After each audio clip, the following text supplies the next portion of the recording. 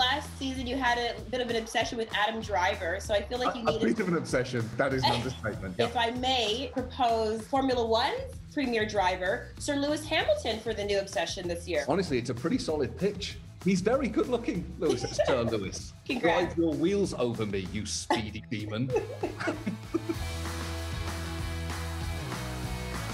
End of season 7 of last week tonight, you blew up 2020 in a very explosive fashion. So here we are.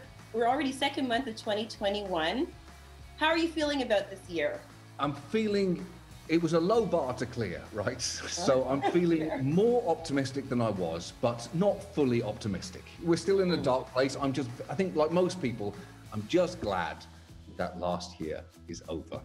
So as much as calendars are a construct, it was helpful to be able to shut something down with the immense catharsis of a literal explosion and then kind of turn our heads towards, right, what does the world do now in response to not just the pandemic, but all the systemic problems that the pandemic has shown an unflinching light on. It has been very easy and very convenient for lots of people to ignore some of these problems, and hopefully they will be harder to ignore going forward. But you always have to couch your optimism there, because we as humanity have been very good at deciding to forget the inconvenient things over the years when things get more comfortable. So true. I haven't had the luxury of forgetting, as you can see, who I am. Sure. Right? But thank you for bringing it to everybody's attention.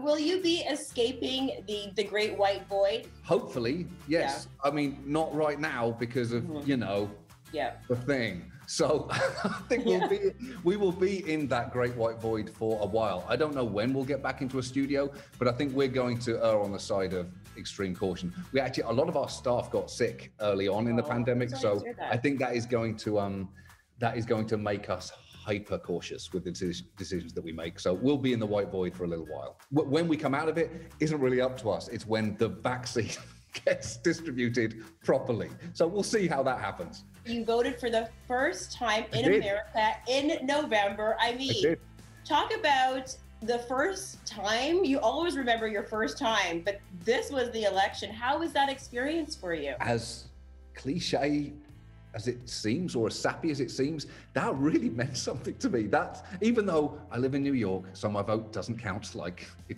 would if I lived in Iowa or a swing state, it still really meant something to me that, there was a slight exhaling. I'm still looking forward to going back through JFK and not getting pulled to one side.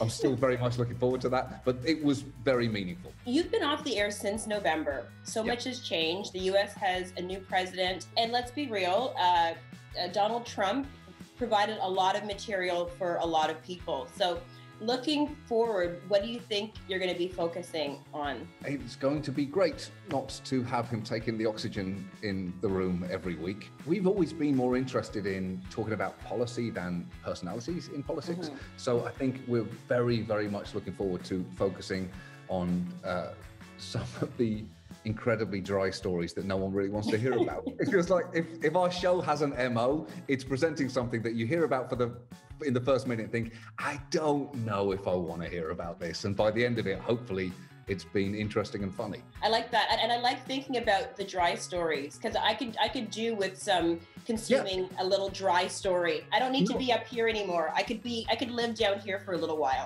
Down here is where the really important stuff is. That's the thing. Like, the stuff that gets the most attention is sometimes the most transient. The deep systemic stories are actually the ones where I think most of the interesting stuff is. The happiest I was last year was when we had our first round of meetings with our researchers for, what stories should we work on next year? And they were just so diffuse, so interesting, so complicated. And you thought, this is where, like, it might be a personality flaw in me, but this is where I'm happiest. I love that.